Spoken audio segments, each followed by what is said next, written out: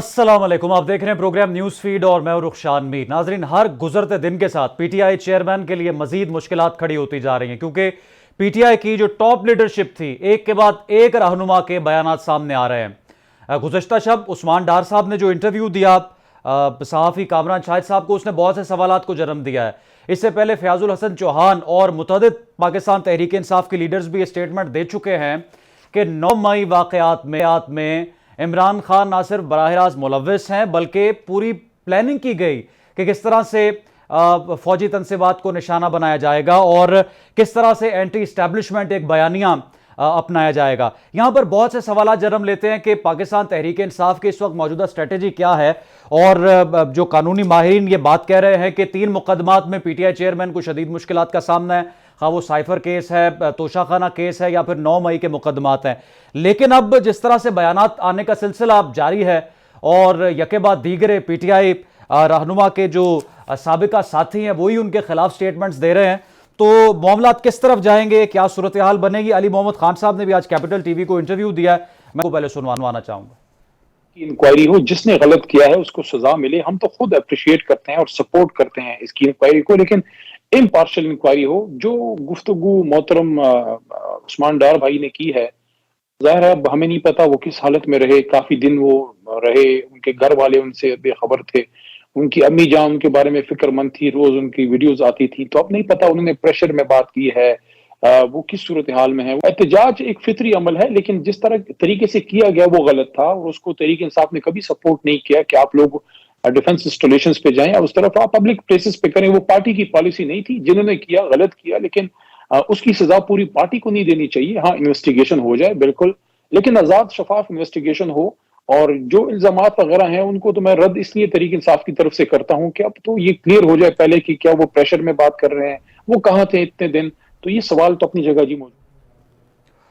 انہوں نے مزید کہا کہ 9 ستمبر کے بعد سے عثمان ڈار غائب ہیں، اچانک منظر عام پر آئے، انٹرویو انہوں نے کیوں دیا؟ پی ٹی آئی چیئرمین تو خود چاہتے ہیں کہ جوڈیشل انکوائری اس معاملے میں ہو، اور جتنے بھی پی ٹی آئی رہنماؤں کے اب تک بیانات سامنے آ چکے ہیں، سب نے ایک بات مشترکہ کی ہے کہ پی ٹی آئی چیئرمین اس تمام تر پلاننگ میں ساتھ تھے، اور جو ملزمان ہیں، جو مجرم ہیں، انہیں قرار واقعی سزا ملنی چاہیے۔ معاملات کس طرف جا رہے ہیں؟ شعیب شاہین صاحب ہمارے ساتھ موجود ہیں، پاکستان تحریک انصاف کے ترجمان، پی ٹی آئی چیئرمین کے ترجمان۔ سر، بہت شکریہ آپ کے وقت کا۔ سر، جس کا بھی سٹیٹمنٹ سامنے آتا ہے، خواہ وہ پریس کانفرنس کے ذریعے آئے یا ٹی وی انٹرویو میں آئے، وہ یہی کہتا ہے کہ 9 مئی واقعات کے جو مجرم ہیں ان کو قرار واقعی سزا ملنی چاہیے۔ پی ٹی آئی چیئرمین کا اس پر سر خود کیا موقف ہے؟ دیکھیں، جو کچھ 9 مئی کو ہوا، 9 مئی کو پہلا واقعہ کیا ہے؟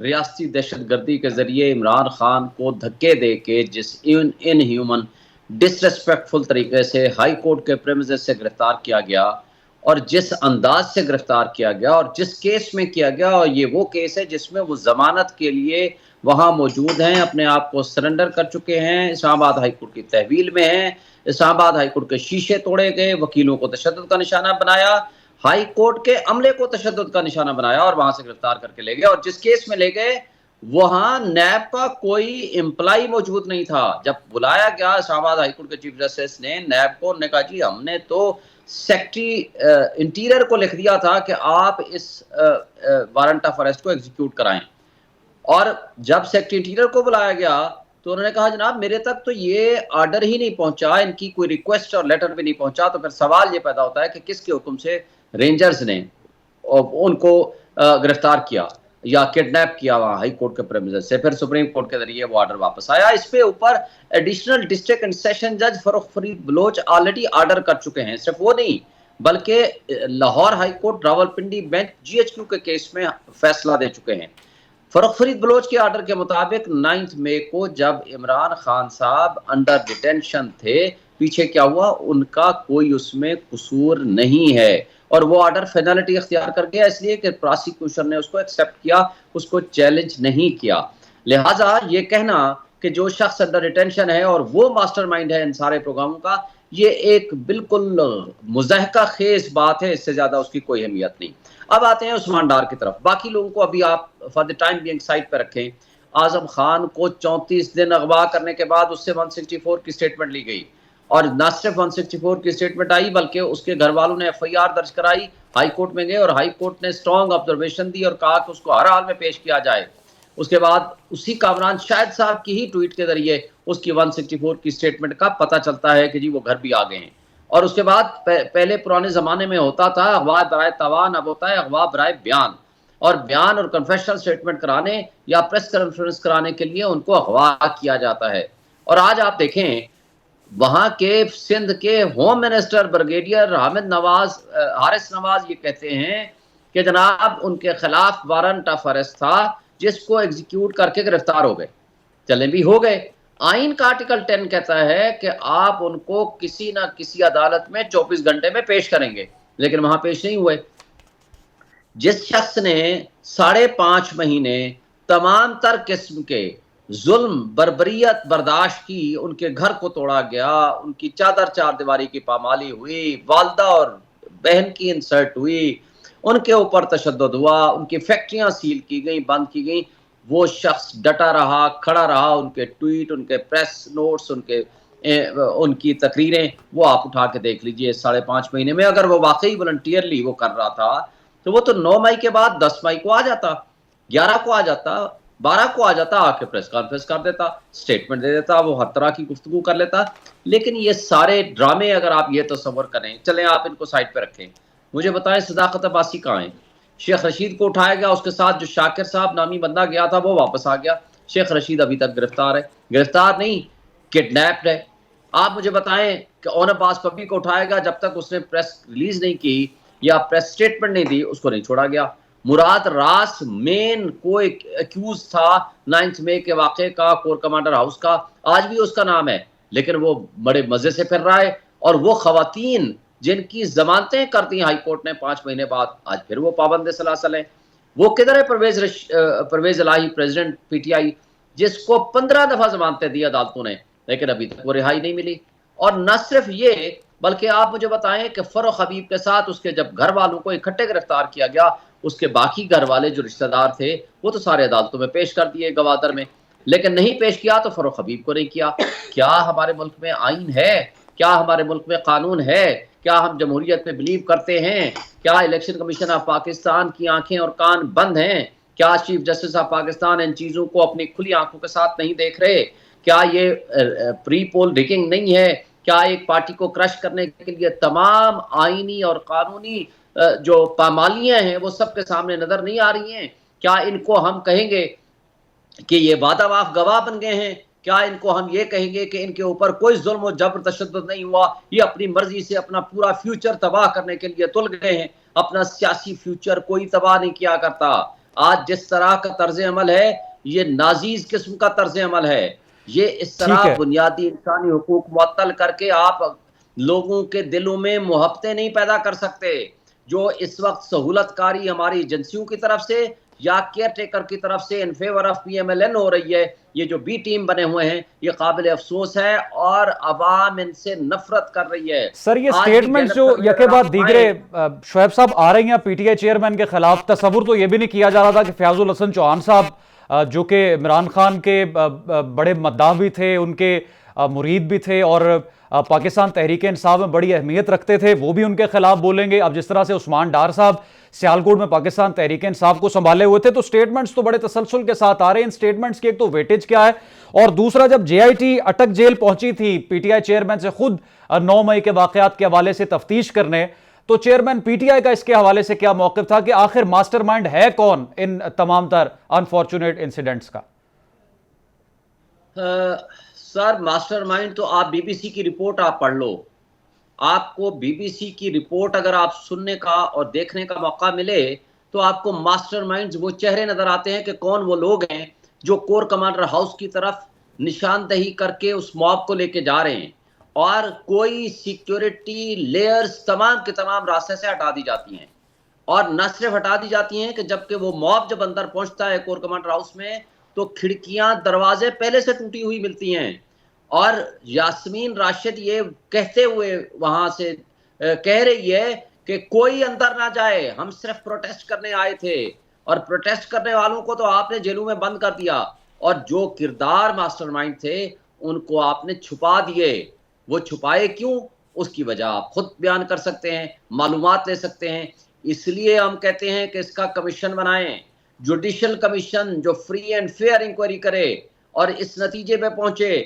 مجھے بتائیں ضلع شاہ اس معصوم بچے کو پولیس کی وین میں دیکھا جا سکتا ہے، وہ لے کے گئے ہیں، اور اس کے اوپر تشدد کے نشانات، اس کے اسپیشل اعضاء کے اوپر، جنسی اعضاء کے اوپر بھی تشدد کے نشانات ملے MLR کے مطابق. لیکن پہلا پرچہ قتل کا عمران خان کے خلاف، دوسرا پرچہ چونکہ مریم نواز صاحبہ نے کہہ دیا اس کو آپ اس طرح کرو ایکسیڈنٹ بنا دو پرویز رشید کے ساتھ گفتگو کرتے ہوئے، اور 3 دن بعد اس کو ایکسیڈنٹ بنا دیا گیا، اور اس کے بعد پھر کیا ہوتا ہے، نیا پرچہ کٹ جاتا ہے، وہ بھی عمران خان کے خلاف. بات یہ ہے کہ اگر آپ 180 سے زائد مقدمات ایک سال میں ایک شخص کے خلاف بناتے ہیں اور 71 سال 70 سال تک تو اس کے خلاف سنگل FIR نہیں ہے، تو کیا ہم اس کو آئین کی بالادستی کہیں گے؟ اس کو قانون کی حکمرانی کہیں گے؟ کیا یہ جمہوریت کہیں گے؟ آج عوام گیلپ سروے کے مطابق، وہ کہ ہمارا اس پہ بھی اختلاف ہے، اس گیلپ سروے جو کہ ایک ڈسپیوٹیڈ ہے، لیکن اس کے باوجود وہ شو کر رہا ہے 70% پاپولرٹی PTI اور عمران خان کی، اور تمام یہ جو بونے سیاستدان ہیں یہ کہیں نظر نہیں آ رہے. تو مجھے بتائیں آج اگر 70 یعنی سر آپ کے جواب سے یہ نتیجہ اخذ کیا جائے کہ نگران جو حکومت تھی پنجاب کی وہ خود ملوث رہی ہے ان واقعات میں، اور اب الزام اس وقت لگایا گیا پھر PTI پر، آپ یہ کہنا چاہ رہے ہیں سر؟ جی بالکل میں کہنا چاہ رہا ہوں ہمارے بھی کچھ کارکنان کو بہکایا گیا ہوگا، لیکن مجھے یہ بتا دیں 2 بجے سے لے کر رات 10 بجے تک یہ ڈرامہ ہوا کور کمانڈر ہاؤس کا. لیکن مجھے ایک سوال صرف کرنا ہے، پولیس کدھر تھی؟ رینجرز کدھر تھے؟ Security layers corps commander house کی کہاں تھی؟ آپ وہاں سے اکیلے، میں 100 دفعہ گزرا ہوں اس ایریا سے، کوئی اکیلا شخص وہاں سے شناختی کارڈ دکھائے بغیر نہیں گزر سکتا.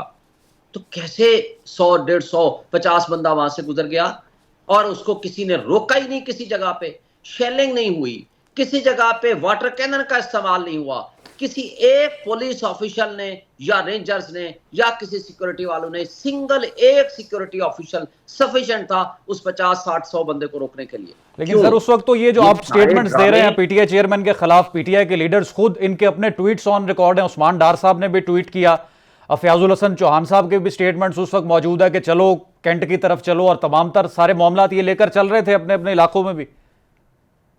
دیکھیں سر بات یہ ہے، میں نے کہا کہ آئین پاکستان آپ کو کسی بھی جگہ پہ پروٹیسٹ کرنے کی اجازت دیتا ہے.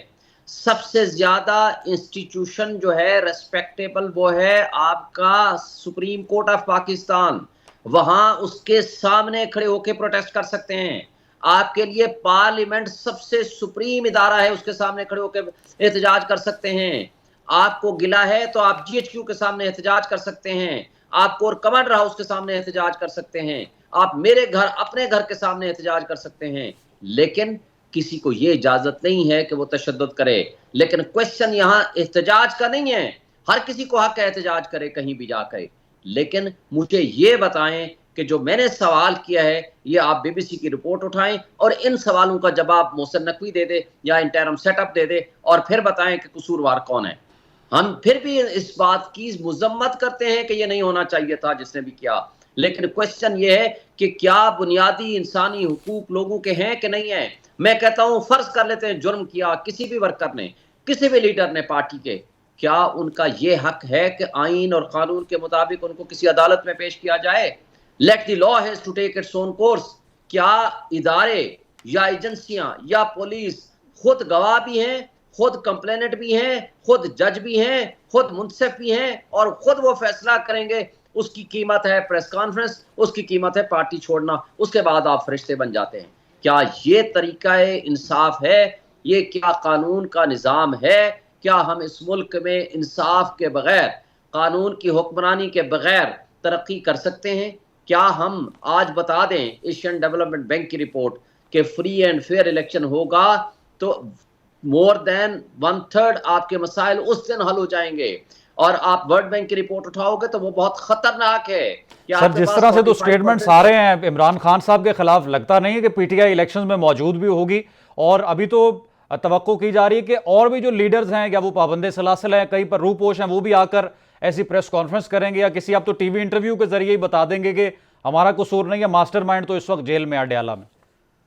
سر مجھے یہ بتا دیں کہ کیا آپ کے پاس اپنی ایویڈنس ہوگی یا ان گواہوں کے اوپر آپ نے چلنا ہے یا ان سٹیٹمنٹس کے اوپر آپ نے چلنا ہے؟ Prosecution has to stand on its own feet, اپنے پاؤں پہ کھڑے ہو کے ایویڈنس لانی ہے. یہ نہیں ہونا کہ اس نے کہا, اس نے کہا, فلاں نے کہا, فلاں نے کہہ دیا. ان کے کہنے کی حیثیت نہیں ہے. Farrukh Farid Baloch additional district and session جج نے فیصلہ دیا, ان کو تمام آڈیوز, ویڈیوز, سٹیٹمنٹ سکھائی گئیں. اس نے کہا جو شخص انڈر ڈیٹینشن ہوتا ہے اس کا کوئی رول نہیں ہوتا. لہٰذا اس نے نہ صرف اس ججمنٹ کو فیصلہ دیا, ان کو ضمانت کنفرم کی, بلکہ وہ ججمنٹ فینلٹی اختیار کر گئی. پراسیکیوشن اسلام آباد نے اس کو چیلنج بھی نہیں کیا. اسی 9 مئی کے واقعے کے اوپر ججمنٹ ہے. کیا عدالتوں کو آپ مانیں گے یا ادھر ادھر سے آپ بندے اکٹھے کر کے, تشدد کر کے, جبر کر کے, بربریت کر کے آپ لوگوں کو لا کر کے سامنے کھڑا کریں گے کہ جناب یہ ہمارے پاس گواہ آ گئے ہیں؟ کیا بھٹو کو آپ نے مسعود محمود کی سٹیٹمنٹ کے اوپر وہ پھانسی تو دے دی, لیکن انجام کیا ہوا؟ آج پاکستان میں کوئی شخص اس بات کو, اس ججمنٹ کو مانتا ہے؟ بعد میں وہ چیف جسٹس نسیم حسن شاہ صاحب میڈیا میں آ کر کہتے ہیں ہاں جی ہمارے اوپر بہت پریشر تھا, ہم نے نوکری کرنی تھی, لہٰذا ہم نے غلط فیصلہ کر دیا. تو کیا ایک نیچے ایڈیشنل ڈسٹرکٹ اینڈ سیشن جج کی. ٹھیک ہے شعیب شاہین صاحب, اگر پی ٹی آئی چیئرمین اب خود یہ کنفیس کریں کہ غلطی ہوئی اور جو پالیسی اختیار کر رہے تھے بطور پارٹی چیئرمین بڑی اگریسو تھی, اینٹی اسٹیبلشمنٹ تھی, اب وہ اس کو تسلیم کرتے ہیں کہ غلطیاں کہیں نہ کہیں ہوئی ہیں تبھی یہ واقعات رونما ہوئے, تو آپ کو لگتا ہے کہ ساتھ پھر جوڈیشل انکوائری ہو جائے اور ساتھ ان کا یہ سٹیٹمنٹ یا پارٹی کی طرف سے اب یہ پالیسی آ جائے کہ ہم نے جو ماضی میں غلطیاں کی ہیں ہمیں اس کا ادراک بھی ہو گیا ہے اور ہم نے اپنی غلطیوں سیکھا؟ ناظرین دلچسپ بات یہ ہے, شعیب شاہین صاحب کا ہمارے ساتھ رابطہ منقطع ہوا ہے, میں آپ کو بتانا چاہتا ہوں. دلچسپ بات یہ ہے کہ پاکستان تحریک انصاف کے جتنے رہنما 9 مئی کے بعد سے یا روپوش تھے یا یوں کہہ لیجئے کہ منظر عام سے غائب تھے, کہیں نہ کہیں رابطہ کرتے رہے وہ اپنے دوستوں کے ساتھ یا کچھ میڈیا ذرائع کے ساتھ, تو جب تک معاملات بگڑ رہے نہیں کسی نے بھی اپنی سٹیٹمنٹ تبدیل نہیں کی. لیکن جیسے کو گرفتار ہوا یا جیسے کسی کے گھر والوں کی طرف سے سٹیٹمنٹ آئی کہ ہمارا رابطہ منقطع ہو گیا ہے, اس کے بعد پھر چند دن بعد یہ سٹیٹمنٹ آتا ہے کہ ہم تو بڑے پریشان ہیں اور ہمیں ورغلایا گیا, ہمیں اکسایا گیا. فیاض الحسن چوہان صاحب کی مثال آپ کے سامنے. فیاض الحسن چوہان صاحب جس دن اریسٹ ہوئے اس دن انہوں نے پی ٹی آئی چیئرمین کے حق میں نعرے لگائے اور کہا کہ میں خان کا سپاہی ہوں. عثمان ڈار صاحب نے زمین آسمان ایک کیا ہوا تھا, جب تک 9 سپتمبر تک انہوں نے زمین آسمان ایک کیا ہوا تھا کہ میں پی ٹی آئی چیئرمین کے ساتھ ہوں, جو پی ٹی آئی چیئرمین کہیں گے ہم مانیں گے, ہم نیا پاکستان بنائیں گے اور ہم کسی طور بھی اپنی پالیسی سے پیچھے ہٹنے والے نہیں ہیں. لیکن جیسے ہی پھر روپوش ہوئے اب ان کا یہ سٹیٹمنٹ آ گیا. تو سوال یہ ہے کہ کب تک یہ تمام لوگ جو پی ٹی آئی چیئرمین کے دائیں اور بائیں موجود تھے یہ آئیں گے, پریس کانفرنس کریں گے, اس طرح کا انٹرویو دیں گے اور ان کو کلین چٹ مل جائے گی؟ اب اگر پی ٹی آئی چیئرمین اس وقت گرفتار ہو چکے تھے تو آن گراؤنڈ کون لوگ موجود تھے؟ آج تو یہ کہہ رہے ہیں کہ انکوائری کریں اور جو ملزمان ہیں ان کو قرار واقعی سزا دی جائے. قوم بھی یہ چاہتی ہے کہ پتہ چلے کہ آخر لوگ کون ملوث تھے. لیکن اگر وہ پابند سلاسل ہو گئے, وہ جیل چلے گئے, تو آن گراؤنڈ یہ لوگ موجود تھے جب لبرٹی لاہور میں سارا معاملہ کراؤڈ اکٹھا ہو رہا تھا, لوگ پروٹیسٹ کرنے کے لیے سڑکوں پر نکل رہے تھے, سیالکوٹ میں مظاہرہ ہو رہا تھا, گجرانوالہ میں پروٹیسٹ ہو رہا تھا, دیگر شہروں میں عوام نکل رہی تھی, تو اس وقت اس کراؤڈ کو لیڈ کون کر رہا تھا؟ شعیب شاہین صاحب کے ساتھ ہمارا رابطہ بحال ہوا ہے. شعیب شاہین صاحب, آپ کیا سمجھتے ہیں کہ آپ کوئی پالیسی میں اگر اس طرح کی تبدیلی لے کر آئیں پی ٹی آئی چیئرمین اور ساتھ جوڈیشل انکوائری بنے تو کوئی معاملہ تبدیل ہو سکتے ہیں؟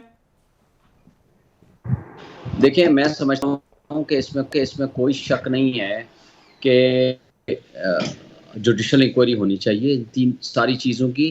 لیکن مسئلہ اصل یہ ہے کہ جب آپ نے یہ فیصلہ کر لیا ہے کہ ہم نے بائی ہک اور بائی کروک جن اداروں نے فیصلہ کیا ہے اور سو کارڈ بونے سیاستدانوں نے فیصلہ کیا ہے کہ ہم نے کسی صورت پی ٹی آئی کو کرش کرنا ہے, لیکن یہ پی ٹی آئی کو تو کرش نہیں کر سکے, لیکن اس چکر میں یہ 25 کروڑ عوام کو کرش کر گئے. مہنگائی, بے روزگاری, غربت, کارخانے بند, فیکٹریاں بند. آج صورتحال یہ ہے کہ لوگ خودکشیاں کرنے پہ مجبور ہیں. ₹16 बिजली का यूनिट आज आपका चला गया है ₹60 पे। डॉलर का आप रेट आप देख लो, आप डीजल पेट्रोल को देख लो, जो सिचुएशन हो गई है 6.1% जीडीपी को आप ये 0.3% पे लाकर आप माइनस पे लेके जा रहे हैं। ओवरसीज का राइट ऑफ वोट इन्होंने खत्म कर दिया। ये सारी चीजें जो कुछ हो रही हैं, ये किसी लिहाज से किसी भी मुल्क के लिए कोई सूद नहीं है। आज आपकी नेशनल सिक्योरिटी एट स्टेक है। आज आपके तमाम किस्म के जो इंडिकेटर्स हैं वो या डिफॉल्ट की तरफ आपको लेके जा रहे हैं, या आपके मुल्क की सियासी अदम इस्तेहकाम की बुनियाद पर तबाही की तरफ लेके जा रहे हैं। लेकिन क्या हम अपने मुल्क के साथ सिंसियर हैं? क्या 25 करोड़ आवाम के साथ सिंसियर हैं?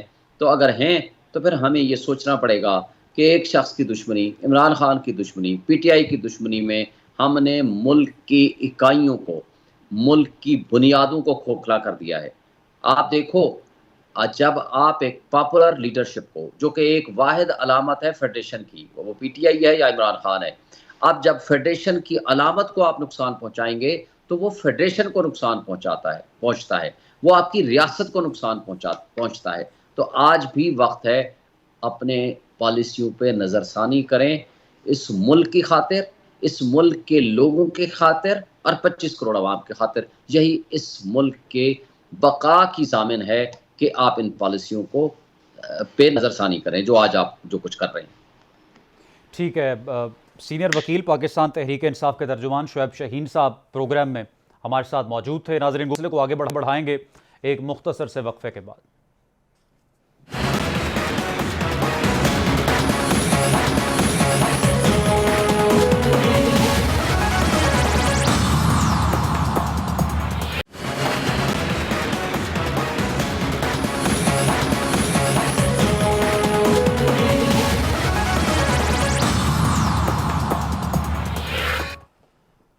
Welcome back. नाज़रीन, प्रोग्राम में अब कुछ बात करेंगे मुल्क की मुआशी सूरत हाल के हवाले से। डॉलर की स्मगलिंग रोकने के लिए chief of the army staff ने जो इक़दामात उठाए थे उसके नताइज मंजर आम पर आना शुरू हो गए हैं। और दूसरा अहम मामला तारकीन वतन का मामला है।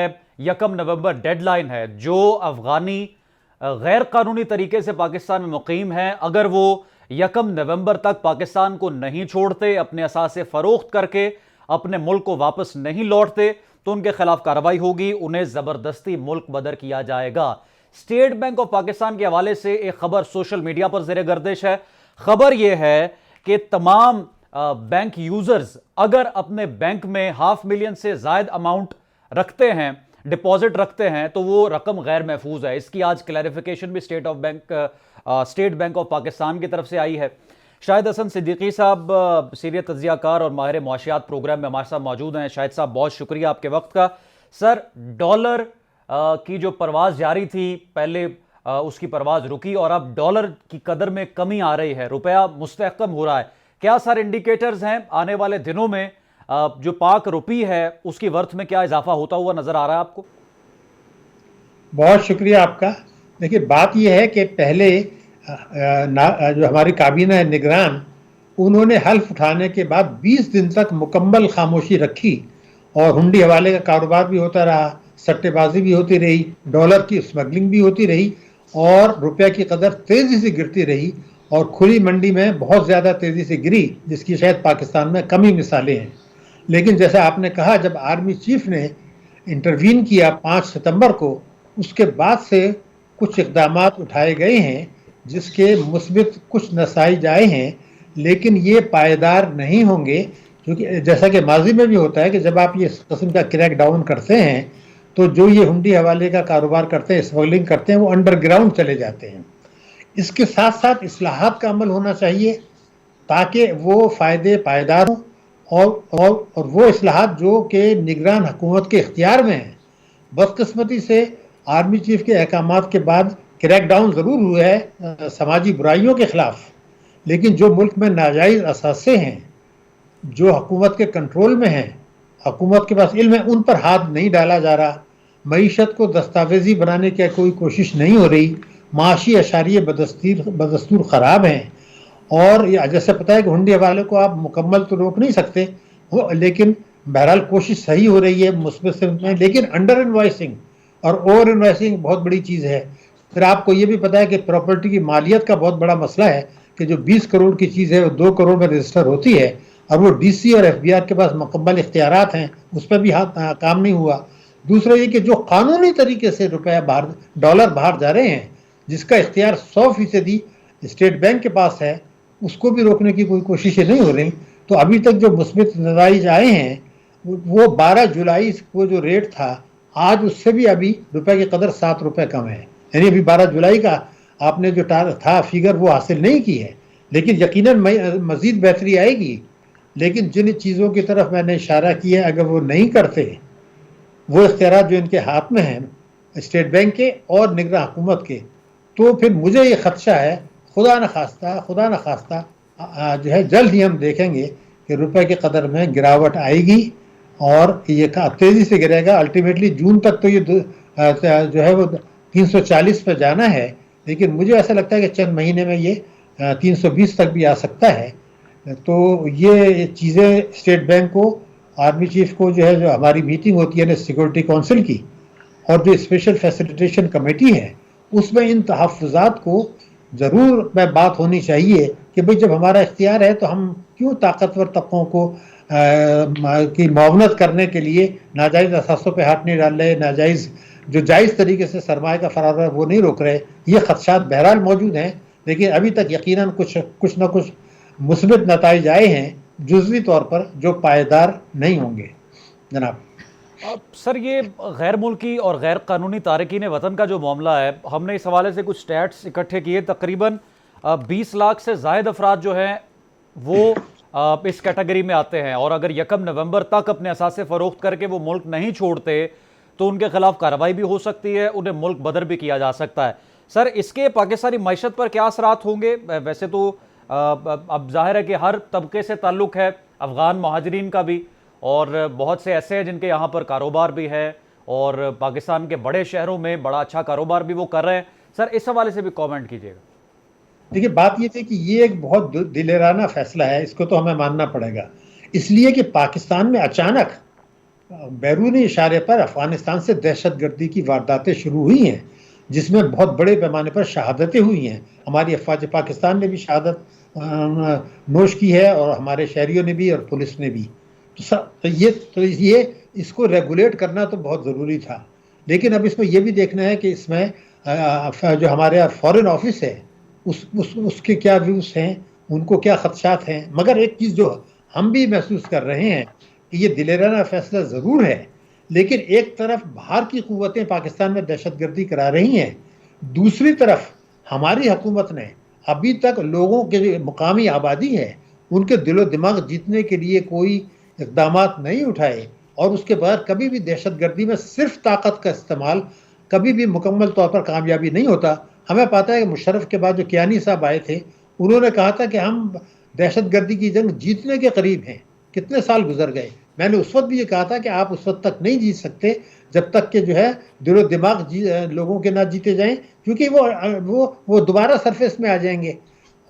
دوسری بات یہ تھی کہ حکومت پاکستان، موجودہ حکومت بھی اور سابقہ حکومت بھی، اپنے عوام کے ساتھ اقتصادی دہشت گردی کر رہی ہے، ان پر نئے نئے ٹیکسز لگاتے چلے جا رہے ہیں، بجلی کے نرخ بڑھا رہے ہیں، گیس کے نرخ بڑھا رہے ہیں، پیٹرول کے نرخ بڑھا رہے ہیں۔ تو عوام اب یہ محسوس کر رہے ہیں کہ ہم تو نہ اپنی اولاد کو غذا دے سکتے ہیں، نہ علاج معالجہ کرا سکتے ہیں، نہ تعلیم دلوا سکتے ہیں، تو پھر ہم کس بات کے ٹیکسز دیں؟ یہ پاکستان کی سلامتی کے لیے خطرہ ہے۔ تو اقتصادی دہشت گردی، دل و دماغ نہ جیتنا، اور فورن آفس سے کے جو اس سلسلے میں خطرات ہو سکتے ہیں کہ یہ لوگ دہشت گردی کی وارداتیں تیز بھی کر سکتے ہیں، اس کو بھی چوکنا ہونا۔ لیکن یہ بات ہم مانتے ہیں کہ افغان ٹرانزٹ ریٹ کو ریگولیٹ کرنا اور ان لوگوں کو کھلی چھٹی دینا کہ وہ پاکستان میں دہشت گردی کی وارداتیں کریں بیرونی مدد سے، یہ ہمارے لیے خطرناک ہے، ہم یہ برداشت نہیں کر سکتے۔ لیکن یہ پیکیج آنا چاہیے تھا۔ اس فیصلے کو میں دلیرانہ مانتا ہوں، لیکن وہ پیکیج مجھے نظر نہیں آیا، جس کی وجہ سے بہت سے خدشات اور خطرات ہیں۔ ٹھیک ہے ناظرین، سوشل میڈیا پر میں ذرا سوال شاید صاحب آپ کے سامنے بھی رکھوں۔ ناظرین، سوشل میڈیا پر کچھ خبریں جو کہ خود بھی ایک دوسرے سے متصادم ہیں وہ سرکولیٹ کر رہی ہیں، اور جو پاکستان میں بینک یوزرز ہیں، جو صارفین ہیں، بینک اکاؤنٹ ہولڈرز ہیں، وہ خاصے تشویش کا شکار ہے۔ Deputy governor state bank of Pakistan doctor عنایت حسین نے ایک سٹیٹمنٹ دیا، بریفنگ دی سینٹ کی اسٹینڈنگ کمیٹی میں، کہ हाफ मिलियन यानी 5 लाख रुपए से ज्यादा जितनी भी अमाउंट लोगों ने बैंक्स में रखी हुई है वो गैर महफूज है, जिसके बाद सोशल मीडिया पर तरह तरह के सवालात उठने लगे, सार्फिन ने भी खौफजदा होने का इजहार किया। लेकिन फिर स्टेट बैंक ऑफ पाकिस्तान के हवाले से क्लैरिफिकेशन भी आई कि जितने भी पेटेंट बैंक्स हैं उनमें तमाम तर डिपॉजिट्स जो है वो महफूज हैं। डॉक्टर साहब, ये खबर का क्या पस मंज़र है और आपका इस हवाले से क्या मुआशी तज्ज़िया है सर? पाकिस्तान का मेरा शुमार जो है वो पाकिस्तान के सीनियर तरीन बैंकर्स में होता है, और मैंने यूरोप में, मिडिल ईस्ट में, अफ्रीका में और पाकिस्तान में बैंकिंग की है जी।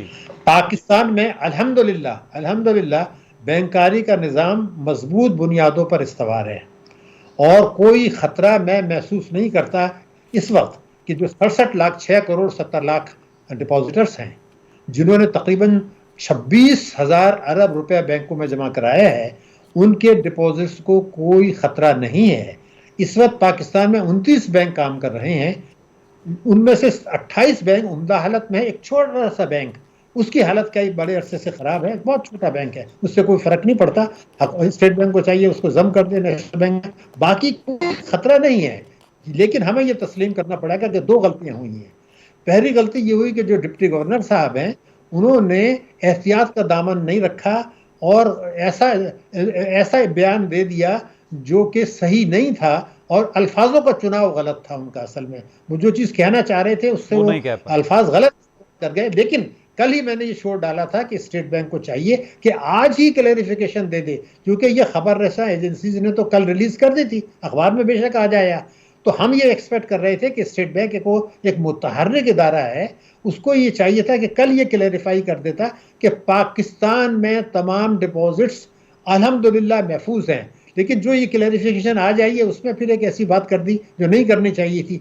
उन्होंने ये कहा कि जी 6% लोग जो हैं वो 5 लाख से ज़्यादा हैं खाते, और तो वो जो है ना वो उसके ज़द में नहीं आते प्रोटेक्शन की, यानी उनको कानूनी तहफ़्फ़ुज़ हासिल नहीं है मगर वो महफूज है। तो ये बात को दूसरे अंदाज में देखना चाहिए था। मेरे पास जो आदाद शुमार हैं उन्होंने खातों की तादाद की बात की है। मेरा कहना ये है कि पाकिस्तान में जो डिपॉजिट्स हैं 90% से ज़्यादा, 9% से ज़्यादा 5 लाख से ज़्यादा के हैं, वो बिल्कुल महफूज हैं। तो उनको भी गलत फहमी इस बयान में उससे आ सकती है जो स्टेट बैंक ने क्लैरिफाई किया। उनको ये कहना चाहिए था कि जो बड़े बड़े डिपॉजिट जो हैं वो 90% से ज़्यादा हैं, अगरचे वो इंश्योरेंस की उसमें नहीं आते, लेकिन इंश्योरेंस की भी तो ज़रूरत नहीं है, वो महफूज हैं। हमारे बैंक्स के जो मालकान हैं वो ताकतवर हैं, उसमें बैरूनी मालकान भी शामिल हैं। जो सबसे बड़ा निजाती बैंक है वो तो आगा खान फाउंडेशन का है, इसी तरह से यूनाइटेड बैंक के फॉरेन पावर्स बहुत हैं, अल्फला बैंक हैं, तो ये बड़ी बड़ी पार्टीज हैं। पाकिस्तान को कोई खतरा अगर एक है तो वो ज़रूर है, लेकिन डिपॉजिटर्स को नहीं है। वो खतरा ये है कि बैंकों ने जो 27,000 अरब रुपए के 26,000 अरब रुपए के डिपॉजिट हैं उसमें से उन्होंने 21,000 अरब रुपया गवर्नमेंट की सिक्योरिटीज़ में डाल दिया है, बजट खसारे के लिए या कुछ दूसरे चीज़ के लिए, और 12,000 अरब का सिर्फ कर्जा है। तो कल को बैरूनी ताकतें ये कह सकती हैं कि आपका जिस तरह से बैरूनी कर्जों की रीशेड्यूलिंग हो रही है, इनकी भी रीशेड्यूलिंग करें, तो हमारे ये जो 21,000 के इन्वेस्टमेंट है ये गलत है, ये बैंकों का काम, तिजारती बैंकों का काम नहीं है। सर मैं आखिरी सवाल आपसे ये करना चाहूँगा, बड़ा इंपॉर्टेंट सवाल है। इस वक्त अवाम के जहनों में ये सवाल है कि एक तो इंटरनेशनल पॉलिसी है IMF की कि पाकिस्तान में टैक्स कलेक्शन को मज़ीद वसी करें, पेट्रोल पर टैक्स लगाएं, बिजली पर टैक्स लगाएं, तमाम अशिया पर टैक्स लगाएं, टैक्स कलेक्शन करें और जो डेट्स आपने ले रखे हैं उनसे आप जान छुड़वाएं। दूसरी जानिब हम देखते हैं कि अब ये तो इंटरिम गवर्नमेंट है, किसी सवाल का जवाब भी नहीं देते, लेकिन जो पाकिस्तान की इस्टेब्लिशमेंट है, chief of the army staff है, उनका फोकस ये है कि करप्शन के खिलाफ घेरा तांग किया जाए। ये यहाँ पर जो इलेक्ट्रिसिटी चोरी हो रही है, पाकिस्तान के तमाम छोटे बड़े शहरों में इस तरह के वाक़यात रूनुमा हो रहे हैं, डॉलर की स्मगलिंग है, हवाला हुंडी है, इस तरह के जितने मामलात हैं उनकी रोकथाम करके मईशत को किसी ना किसी तरीके से संभाला दिया जाए। आपका सर इस पर क्या एनालिसिस है? अगर हम ऐसा करने में कामयाब हो जाते हैं तो किस हद तक हम फ़र्क ला सकते हैं, और जो IMF की हमारे से डिमांड्स हैं उस पर हम किस तरह से पूरा उतर सकते हैं? देखिए, पहली बात तो ये है कि जो समाजी खराबियां हैं जिसके खिलाफ ये एक्शन हो रहा है, क्रैकडाउन, उससे कभी भी देर पा फवाइद हासिल नहीं होते। माजी में कई मरतबा हो चुका है, कई मरतबा, पहली दफ़ा नहीं हो रहा है। तो ये इससे आर्जी तौर पर आपको फ़ायदा नज़र आएगा क्योंकि अंडरग्राउंड चले गए हैं, یہ ضرور ہونا چاہیے، لیکن اس کے ساتھ جو ناجائز اثاثے ہیں اور جو ٹیکس کی چوری ہے، جس سے اگر نگراں حکومت چاہے تو 4100 ارب روپیہ ان کو مل سکتا ہے. ان کی معلومات حکومت کے پاس ہیں، قانون موجود ہے. اس قانون میں کہ اب ان کو نہ عدالتوں میں جانے کی بھی ضرورت ہے، نہ کہ جو ہے کوئی ایف آئی آر لانچ کرنے کی ضرورت ہے. ایک آدمی کا 3 کروڑ روپیہ بینک میں پڑا ہوا ہے، قومی بچت میں لگا ہوا ہے. قانون یہ ہے کہ ان لوگوں کے اثاثے ضبط کر لی جائیں گے، جائیدادیں ضبط کر لی جائیں گی. یا آپ مت ضبط کریں، ان کو نوٹس دیں اور وصول کر لیں. یہ نہیں کر رہے کیونکہ طاقتور طبقوں کے مفاد میں آج بھی یہ طاقتور طبقوں کے مفادات کر رہے ہیں. پھر میں نے جیسے کہا کہ 20 کروڑ کی پراپرٹی 2 کروڑ میں رجسٹر ہو رہی ہے. ایف بی آر بھی اس کو ٹھیک کر سکتا ہے اور ڈی سی بھی، ڈپٹی کلیکٹر بھی ٹھیک کر سکتا ہے، وہ بھی نہیں کر رہے. معیشت کو دستاویزی بھی نہیں بنا رہے.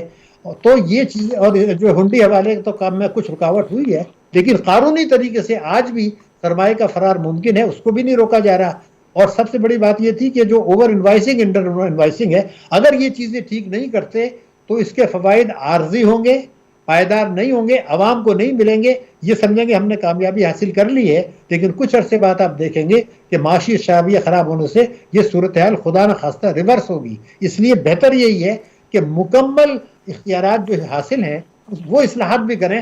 سماجی برائیوں کے خلاف ایکشن سے، باقی ایکشن نہ لینے سے کبھی پائیدار فائدہ حاصل نہیں ہوتا. ڈاکٹر شاہد حسن صاحب ماہر معاشیات ہمارے ساتھ پروگرام میں موجود تھے. ناظرین، وقت ختم ہو رہا ہے.